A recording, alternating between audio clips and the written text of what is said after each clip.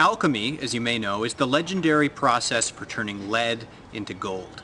Now, attraction alchemy is the process for turning a woman's challenges into feelings of attraction.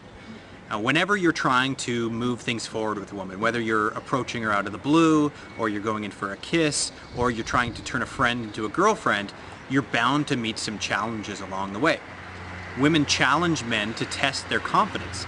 It's their way of weeding out the insecure men, or the more insecure men, from the more confident ones. Now, a lot of men shrink away from these challenges and try to avoid them, but I actually look forward to them because I know that there's a way that you can react to her challenges that gets her to see you in a whole new light.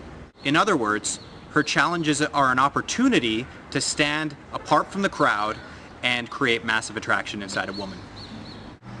Right now, I want to show you two clips from the High Status Humor program where some students used high status humor to turn women's challenges to their advantage. Let me set the first clip up for you.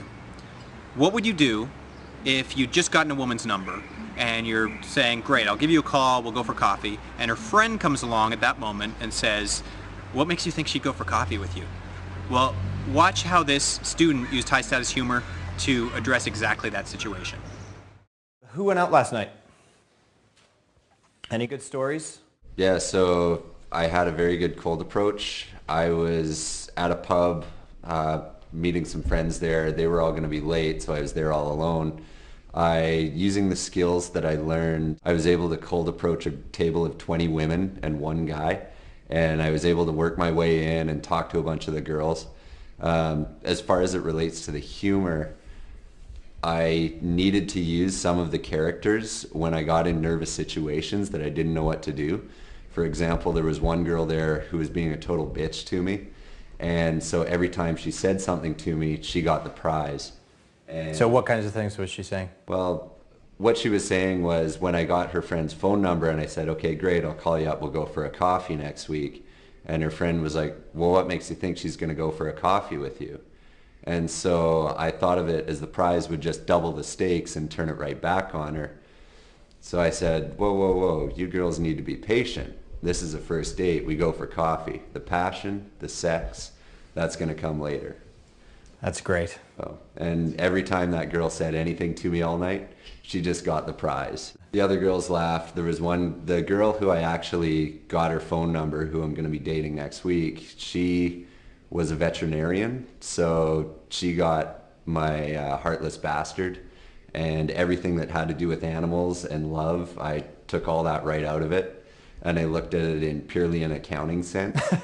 So everything at a financial, monetary, value. Awesome. And she loved it. She loved it. Yeah. Like we were saying yesterday, it's like the sweetest girls, like the kindest, most compassionate ones that do stuff like that really find this the funniest. Yeah. As you can see, that one phrase turned everything around from a potentially disastrous situation into the best thing that could have possibly happened to him. Okay, now watch this next clip. Right? Imagine that you've met a girl, and you finally got her on the phone, and she's agreeing to meet up with you, and you feel like you got a vibe going, but all of a sudden she says, you can come over, but we're not going to do anything. Watch how this student handles that situation. I actually didn't go out, but I had a really great phone conversation, and it started out with this woman that I've been kind of hanging out with. And it gets around to, you should come over, and I'm like, okay. And she says, but I'm not gonna jump into bed with you. And I said, okay, well, that's great if you want to take me out and buy me dinner and get a couple of drinks into me first. That'd be fine. And she's like, what? And it as soon as I've kind of flipped it that that's who I am. And it kept on going, it's like, oh, well, like we could just lay in bed and, make out a little bit. And I'm like, well, I haven't met your mom yet, and we should really get a ring and all that Nice. stuff. And and it just, towards the end of the conversation, she was like, okay, well, you can just come over and we can make out and there'll be no strings attached. And it just She's bargaining, right? yeah, it's like it progressed from, you can come over but we're not going to do anything, to you can come over and we can do everything and it'll be fine. Right, that's great. You kind of called her bluff. Yeah.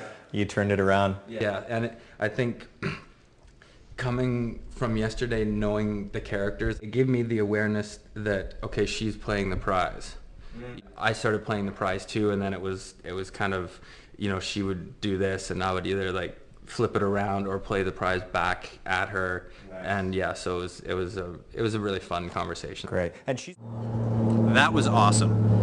Now these students referenced a couple characters from the High Status Humor program that you're probably not familiar with, but I think from their stories you can still get an idea of how you can use character to deal with whatever a woman throws at you.